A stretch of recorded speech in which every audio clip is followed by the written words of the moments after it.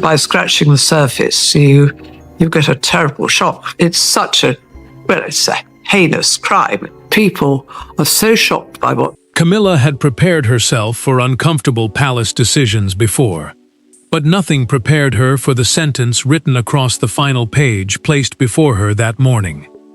Prince Philip's jewel collection, the private pieces carrying decades of family history, would not be divided among senior royals, placed under Camilla's stewardship, or absorbed into the royal vault. Instead, one name stood alone: Lady Louise Windsor. And in that instant, Camilla understood that this was more than an inheritance. Before we go deeper into what this really means for the royal family, make sure to subscribe so you don't miss a single update. Camilla did not move. She read the final paragraph again, slower, as though another reading might change the name staring back at her. It did not. The sealed inheritance instruction confirmed Lady Louise Windsor as sole heir to Philip's designated private jewel collection, leaving every other recipient outside the line of ownership. These were not the crown jewels, the state-owned regalia used for coronations and major ceremonies, but personally controlled family pieces, whose value came from memory and generations of private royal history. The Queen understood immediately. Not one piece had been assigned to her. She lowered the page, closed the file, and pushed it several inches across the table. The courtier opposite her waited, but no answer came. Camilla's silence carried more weight than anger, because the document did not merely deny her possession. It showed Philip had decided the matter himself, before anyone else could influence the outcome. Louise received the same confirmation elsewhere, and felt no victory. Her first reaction was nervous disbelief. She understood that becoming sole heir to a collection tied to her grandfather could pull her into a family struggle she had never asked to enter. Yet the wording left little uncertainty. One clause required the collection to remain intact under her ownership, rather than being broken apart among relatives, turning a sentimental inheritance into a protected responsibility.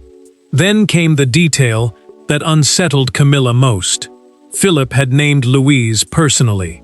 He had not left the choice to Charles, palace administrators, or later family agreement. The king could still respect the decision, but he had not created it. Louise could accept the responsibility, but she had not demanded it. That left one person at the center of everything: Philip himself. Camilla finally looked toward the closed file. The question was no longer whether Louise had inherited the jewels. That was fully settled. The real mystery was why Philip had gone so far to make certain nobody else could claim them. And answering that meant looking closely at the two women now standing on opposite sides of a legacy neither could ignore. For Louise, the jewels carried memories rather than power. For Camilla, however, their meaning reached directly into the complicated architecture of royal position, recognition, and belonging. One woman had spent years carefully growing into the monarchy's most visible female role. The other had remained quietly beyond its brightest spotlight. Yet Philip's final choice suddenly placed the younger royal exactly where nobody expected her to be, holding something that could never be recreated, reassigned, or replaced. Louise felt the weight before she ever felt the excitement. Her relationship with her grandfather had never depended on grand ceremonies or public attention. Philip had encouraged her love of carriage driving, spoken to her about discipline, patience, and responsibility, and treated those quiet interests as something worth taking seriously. That history mattered now because the jewels were not simply valuable objects. They carried the memory of a bond, formed far from the louder struggles of palace rank. Camilla felt something very different. As queen, she occupied the monarchy's most visible female position beside Charles. Yet historically important private jewels could still carry a symbolic force that titles alone could not provide. They did not create constitutional authority, but within royal life, they could represent acceptance, continuity, and a place inside the family's deeper story. Philip's decision therefore felt painfully personal. The Queen could accept that Louise had inherited the collection, but she could not easily ignore what her own exclusion seemed to say. Louise hesitated when Sophie placed a small velvet case before her. She held it with both hands but did not open it. Instead, she looked toward her mother and quietly admitted that it felt as though her grandfather had given her responsibility rather than treasure. Sophie understood exactly why. The younger woman was no longer protecting private memories alone. Every choice she made with those pieces could now be interpreted by the family as a statement. Then Louise opened the accompanying notes. Several jewels had handwritten identification cards explaining where they had come from, who had worn them, and why Philip believed they should remain together. One notation carried even greater weight. It stated that certain pieces were to stay connected to his descendants through Louise, wording that made the inheritance feel deliberate, structured, and impossible to dismiss as a sentimental final gesture. Camilla learned of that note shortly afterward, and the boundaries suddenly became sharper. Philip had not simply chosen someone he loved. He had built a line around his legacy and decided exactly where it should continue. That realization sent palace advisors back through earlier family records, conversations, and private recollections. Somewhere behind the inheritance was a moment when Philip had stopped trusting chance and decided to settle everything himself. And buried beneath that responsibility was the memory of one private incident that had changed Philip's thinking completely. The inheritance had not begun with a solicitor, a vault inventory, or a ceremonial discussion. It began during one tense family gathering, when a casual conversation about historic jewelry suddenly became something far more serious. Philip listened, as competing assumptions were made about who might someday control certain private pieces. He said little at first, but those who knew him understood the warning in his silence. Before that evening ended, he had made a decision nobody realized would one day shake the palace. Philip had always drawn a hard line around what he considered personal. Family keepsakes were different from ceremonial assets tied to the monarchy, and that difference mattered deeply to him. State regalia belonged to the institution and carried public meaning, but private possessions could hold something more intimate: memory, affection, and the mark of relationships that existed beyond rank. He did not want those objects turned into trophies in a future contest over position. The tension rose during a private Windsor Castle family tea. The conversation drifted toward which women might one day wear several of his historic pieces, and Camilla casually suggested that the most significant items would naturally move toward the monarch's household. Philip looked across the table and answered with sudden firmness. His private possessions would go where I decide they belong. The room fell silent. Camilla did not argue, but she understood the warning. He had heard an assumption, and he did not like it. Louise knew nothing about that exchange. She continued visiting her grandfather as she always had, speaking with him about carriage driving and the routines they both enjoyed away from royal spectacle. Philip watched her without explaining what was forming in his mind. Her lack of interest in status only strengthened his trust. The younger royal saw time with him as family time, while he quietly began seeing her as the safest guardian for things he feared might otherwise become symbols of hierarchy. Then came the point of no return. After the tea ended and the room emptied, Philip remained seated. He called one advisor back, asked for paper, and instructed him to begin documenting a protected collection specifically for Louise. The request was not casual. He wanted the pieces identified, their histories recorded, and their futures separated from later family debate. Years afterward, Camilla finally understood what that evening had meant. What she had once regarded as a sharp but passing remark had actually been the moment Philip closed the door. And once that history became clear, shock gave way to something sharper. Camilla no longer wanted another briefing or another explanation from an advisor. She wanted to hear directly from Louise what this inheritance meant, and whether the younger woman had known more than anyone realized.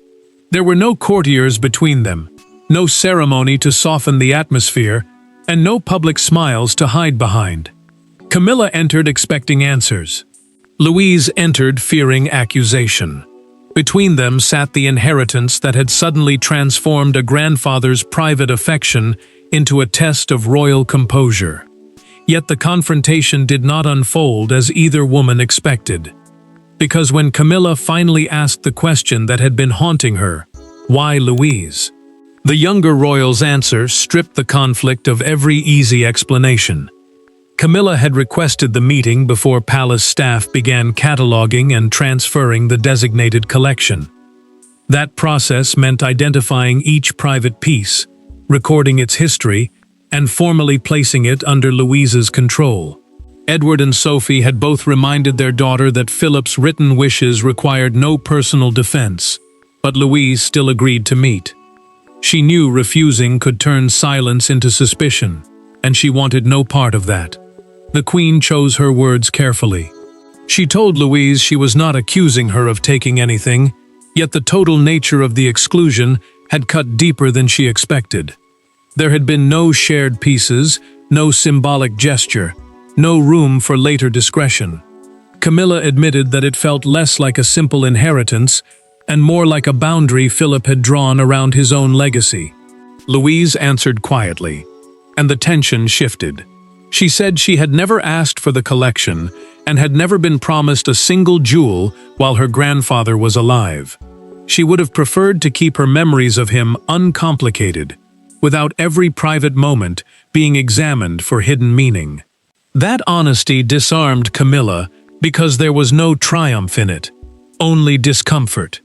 Then Louise reached for one handwritten note that had been preserved with the collection. She explained that it formed part of Philip's personal instructions, a documented account attached to the inheritance itself. The wording stressed that the pieces should remain with someone who would preserve their memories rather than use them to strengthen rank or position. Camilla reached toward the paper, then stopped before touching it. Her hand withdrew slowly. She asked Louise to read the final sentence aloud instead. Louise did. The words landed harder than either woman expected. Camilla's expression changed because the message no longer felt directed at one heir. It sounded like Philip's judgment of the entire family culture surrounding status, possession, and succession. Louise watched her carefully. Camilla finally understood that the younger woman had not created this wound and could not undo it. But that realization brought an even harder truth. If Louise was not responsible, then the real conflict now rested with Philip's instructions, and with the people determined to enforce every word exactly as he left it. Charles could see the discomfort immediately, yet sympathy did not give him the power to erase what his father had done. The document was private, precise, and constructed to survive emotional pressure from inside the family. For Camilla, that realization hurt almost as much as the inheritance itself. She had expected that somewhere within the palace machinery there would be discretion, flexibility, perhaps even compromise. Instead, every route led back to the same unmistakable conclusion. Philip had anticipated resistance. Charles read the inheritance papers beside the advisors responsible for carrying out his father's personal estate instructions. The distinction mattered. These were privately designated possessions, not crown property held for the monarchy as an institution, which meant the king could not simply move them from one person to another because family circumstances had changed. The language gave Louise ownership, and every page reinforced the same boundary. The monarch felt the pressure from both sides. He could see how deeply Camilla had taken the exclusion, and part of him wanted to soften what had become an intensely personal wound. Yet protecting her from embarrassment would require him to push against the very instructions Philip had taken such care to make clear. That was not a small adjustment. It was a choice between present loyalty and a dead father's final wishes. Charles read the decisive clause twice. Then he removed his glasses, placed them beside the file, and remained silent long enough for Camilla to understand what was coming. My father made this unmistakably clear. he finally said. The king explained that changing the arrangement would not simply mean altering palace protocol. It would mean disregarding Philip himself. Camilla said little, but the next provision made the reality even harder. Louise could not be pressured into splitting the collection among relatives. No quiet request, family compromise, or future redistribution could weaken her position. Philip had protected the younger woman from exactly the kind of pressure that might follow such an inheritance. Then another clause changed the tone. Louise was allowed to lend individual pieces for family occasions if she personally wished. A temporary loan could happen, but ownership would remain entirely hers. Camilla understood the implication at once. She could potentially wear something from the collection someday, but only because Louise chose to permit it. That distinction cut deeply. Access was possible. Authority was gone. Charles closed the file while Camilla stared ahead, now fully aware that there was no hidden mechanism left to overturn the decision. But the inheritance had not yet reached its most painful stage. Because when the palace began acting on those instructions, what had existed on paper suddenly became painfully visible. The first consequence appeared not in a proclamation, but on a wardrobe planning sheet. A jewel Camilla believed might accompany an upcoming formal engagement was quietly removed from consideration. There was no argument, no announcement, and no dramatic order from the king. Just an empty line where a historic piece had once been discussed. For Camilla, that absence delivered the reality more brutally than any legal explanation could. Philip's decision was now being enforced. Camilla studied the revised list, while palace teams began separating Louise's inherited pieces from the jewels still available for official use. The distinction now had practical force. Staff had been instructed that no item covered by Philip's private arrangement could appear in the Queen's future selections unless Louise personally approved a temporary loan. What had once felt like a painful family decision had entered daily palace routine, where every choice could expose the new boundary again. The Queen noticed one name missing almost immediately.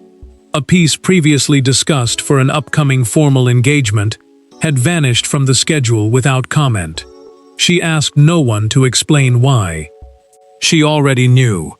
Instead, she dismissed her dresser earlier than usual and remained with the revised page in front of her, wondering whether asking Louise for permission would show grace or make her feel as though she were requesting access to something she had once assumed would naturally remain within senior royal reach. Camilla picked up a pencil and drew one clean line through the empty space where the jewel had been expected. Then she slid the sheet into a drawer herself. The gesture was small, but it settled something inside her. She would not make the first request. If she appeared at the engagement wearing another piece, it would be one unquestionably under her own control. Louise learned of the decision through a private palace briefing and reacted with concern rather than satisfaction. She made it clear to staff that she was willing to lend pieces whenever doing so genuinely honored Philip's memory. The younger royal did not want ownership turned into leverage, and she did not want her grandfather's final wishes used as a weapon against Camilla. That offer only made the Queen's refusal more complicated. Louise had opened the door, yet Camilla still chose not to walk through it. Pride was part of it. Hurt was part of it too. Louise finally understood that the exclusion had cut deeper than anyone had admitted. Silence would not repair that, so she decided there would be no advisor, no written request, and no palace protocol between them next time. Louise would approach Camilla herself, and this time, she would be the one to cross the room first. Louise could preserve every instruction her grandfather left and still lose something he valued just as much, the family itself. So she approached Camilla without a lawyer, without her parents, and without a palace secretary beside her. What followed was not a negotiation over ownership. Louise made that clear immediately.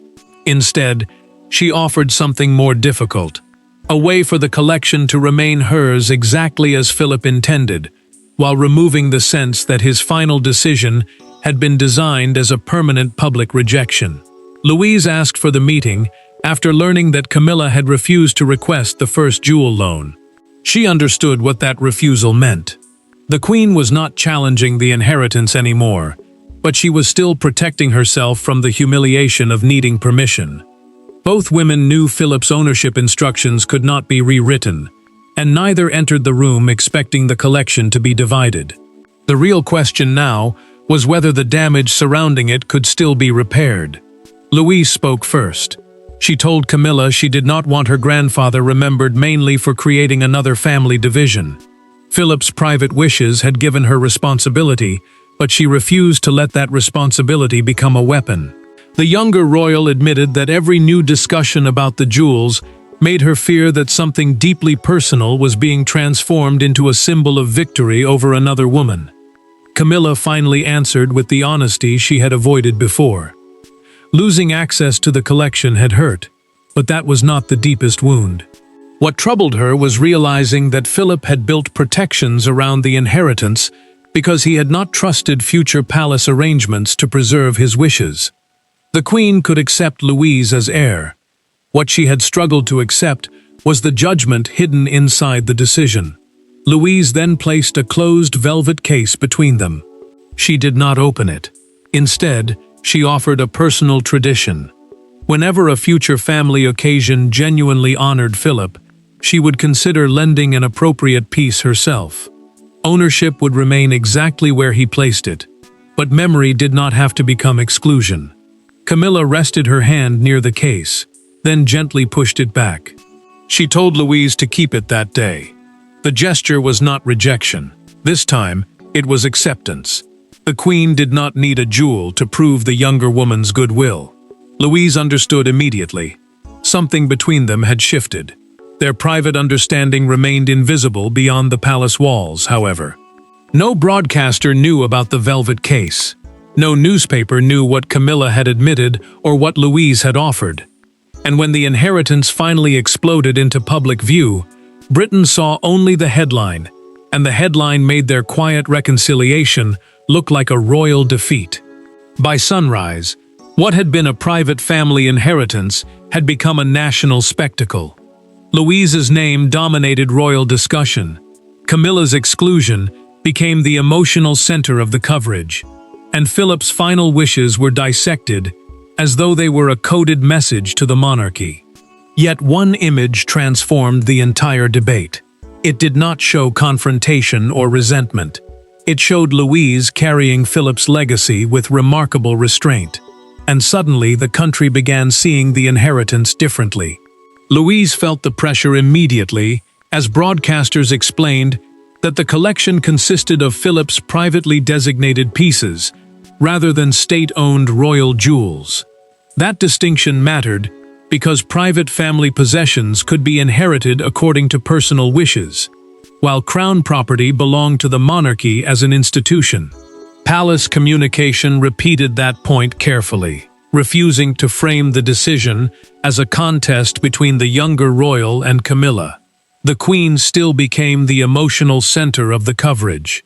Commentators described her exclusion as humiliating, while Louise was cast as though she had somehow won a family struggle. The younger woman hated that language. She had already made clear in private that she did not see herself as a victor.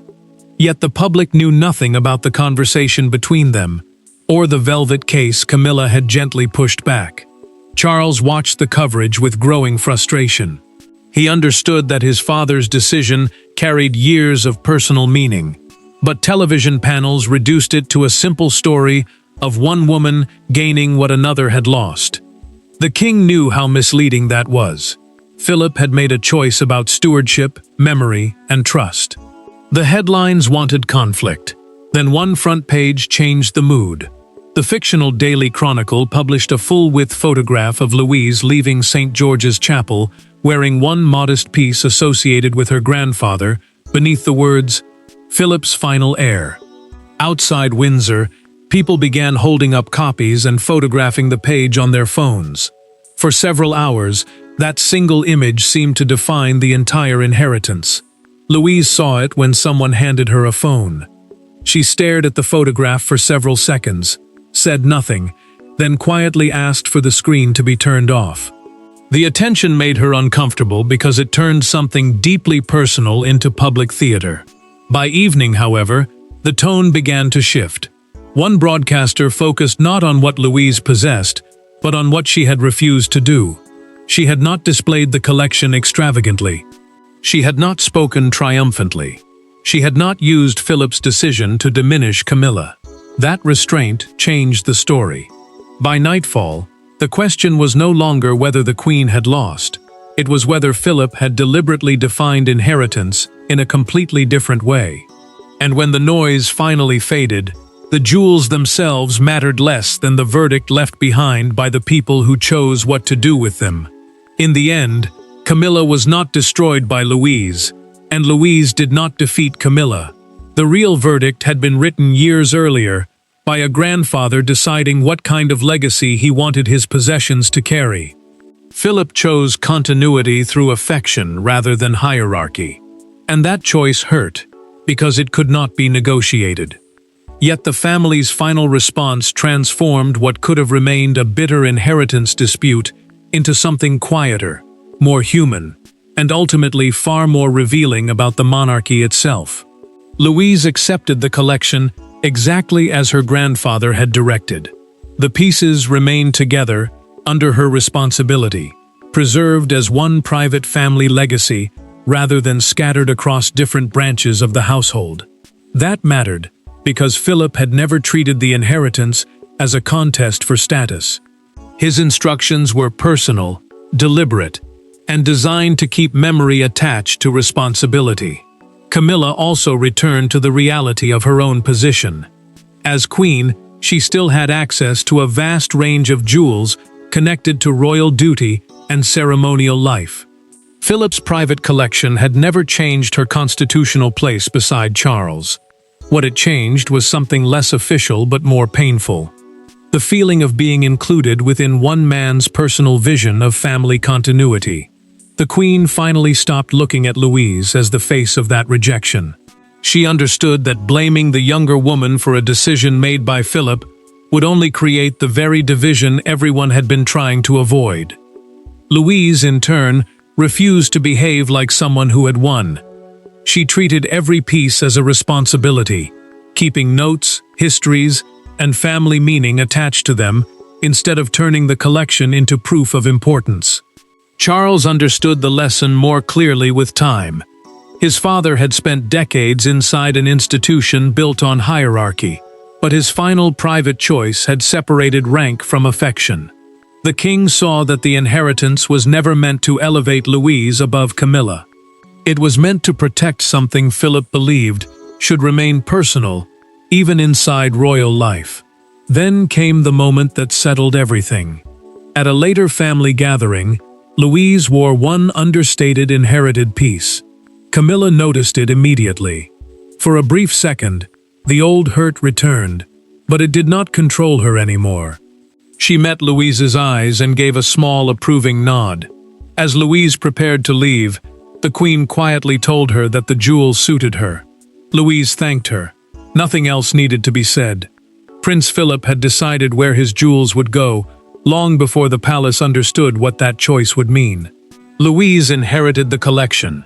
Camilla accepted the boundary, and the monarchy absorbed one final lesson from a man who had spent a lifetime inside it. Crowns determine rank, but only relationships determine what we choose to leave behind. Thanks for watching. Please don't forget to like and subscribe, and we will see you in next one.